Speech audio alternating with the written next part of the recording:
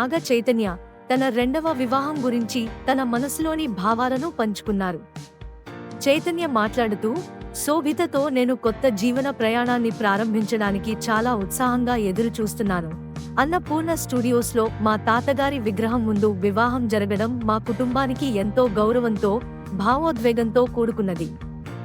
మా కుటుంబాలన్నీ కలిసి ఈ ప్రత్యేక ఈవెంట్ జరుపుకోవడానికి ఎంతో ఉత్సాహంగా చూస్తున్నాము అని పేర్కొన్నారు. వివాహ ఏర్పాట్ల గురించి చైతన్య మాట్లాడుతూ, ఎంతగానో ఆనందంగా, కొంత టెన్షన్గా కూడా ఉంది. ముఖ్యంగా అతిథుల జాబితా, ఇతర విషయాల గురించి ఆలోచించాల్సి ఉంటుంది.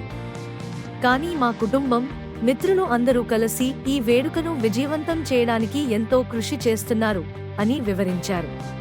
తన కాబోయే భార్య శోభితను గురించి చెబుతూ, ఆమె నా ఆలోచనలను, నా మనసును అర్థం చేసుకుంటుంది.